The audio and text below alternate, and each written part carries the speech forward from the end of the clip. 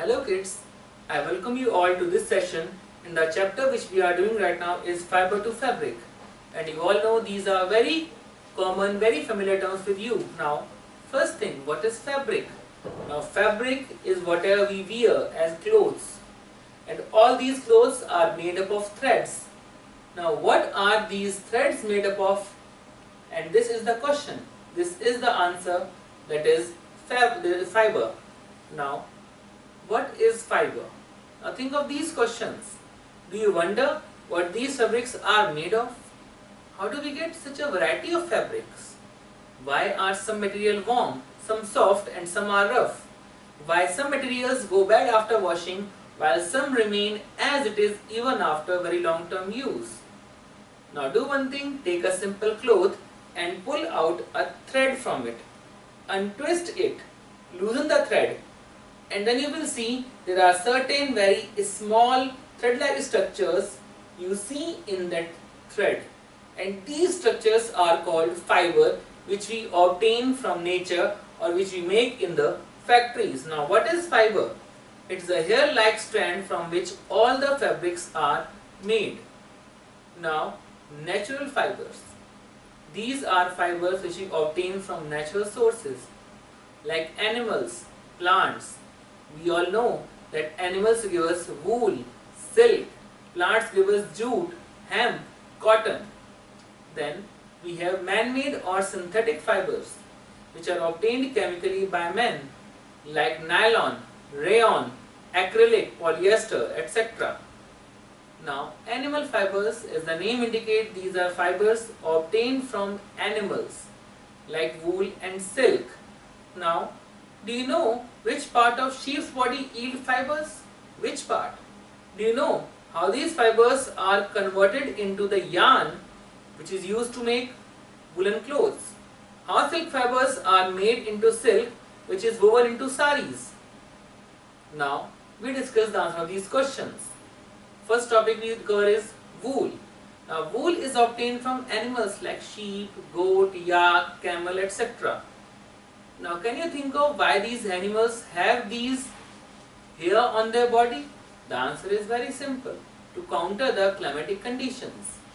You all need to know that all these animals, they generally live in colder conditions like Himalayas, and there they need these body hairs which insulate the body heat, and as a result they are able to survive. In absence of hair, they will lose their body heat to the cold air and will finally die because of cold. Now, what are the types of hair present on the skin? The very first is coarse beard hair, like the hair we see on our head, or there are fine soft underhair, like the hair we observe in our armpits. Now remember, these two types of hair gives us different varieties of wool.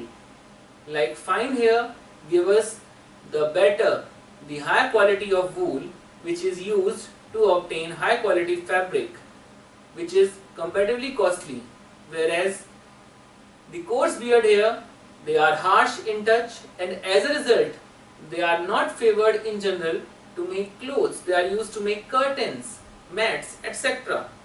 Now what is selective breeding? Now all these hairs are obtained from sheep, goat, etc., the animals. And how can we ensure a good yield from these animals? We do one simple thing. We take a male sheep which gives us good number of fine underhair. We take a female which gives us very good quality soft underhair. We breed them, and the offspring we obtain is of a variety that gives us even better quality of soft underhair in even better quantity, and this is selective breeding. In this, the parents are selected for certain characters and are breeded to obtain offspring which have their characters which we want in that offspring. Now remember, the fleece is not the only source of wool. Wool is also obtained from animals other than sheep, as we discussed, like goat, camel, yak, etc. Now this chart shows the process by which we obtain woolen clothes or woolen yarn from the woolen fiber. It includes washing, sorting, carding, combing, spinning and all these processes. Now we will discuss them in detail. Step 1 is shearing. In shearing, the hair are shaved from the skin of animal which we obtain as fleece now. This fleece contains dust, dirt, grease, dead skin cells which all are removed by washing in next step which we call as scouring. This also requires mild alkali, detergent and sometimes oil. Now next step is drying. The fiber we obtain after scouring contains loads of water which is reduced to less than 15% by drying, and this gives us the fabric, which moves to next step, that is sorting. Now in sorting, the fiber are sorted out, separated on the basis of first texture, second length. We separate coarse hair, we separate soft hair, we separate long hair and we separate short hair. This way we obtain different grades of fiber. Next is carding, followed by dyeing, spinning, combing and weaving, which gives us ultimately the fabric which we can wear. Now silk. Silk comes from insect, silk moth, which we breed, which lives on the leaves of tree we called mulberry. Scientific name Morus albus. Now when we do this for commercial purpose, we call it sericulture, in which silk moth are reared for commercial purposes to obtain silk. Now if we see the life cycle of a silkworm, you will find certain stages like larva, pupa, adult and egg. Now larva silk moth, it is called caterpillar because of its structure. Now the female lays about 300 to 400 eggs in the clusters on mulberry leaves, and these eggs, they hatch, they produce larvae. These larvae, they eat the mulberry leaves and grow very large in size. Now at the end of larva stage, they secrete a juice which when comes in contact with water, the air, water present in the atmosphere, to obtain a thread-like structure. Now to move into pupa stage, the larva silkworm entangles itself in the thick coat of silk fiber, and this way we obtain the pupa, which is completely covered with silk fiber, and it is thus called cocoon in case of silk moth. Now the pupa is inactive stage in terms of appearance, but inside pupa a lot of things happen.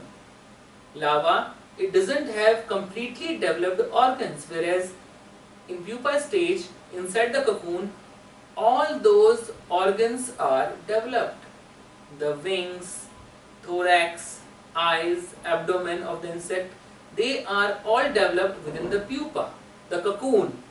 Then after, it hatches, the coating breaks, and what we obtain is the adult silk moth. Now remember, the larva of silk is also called silkworm, again due to its structure. Now the female silkworm is breeded, it lays new eggs, and again we obtain the next cycle. Now the cocoon gives us the key to our next question. How do we obtain silk from silk moth? At what stage we do this? The answer is cocoon. Now cocoon is boiled in water, in oil, to obtain silk.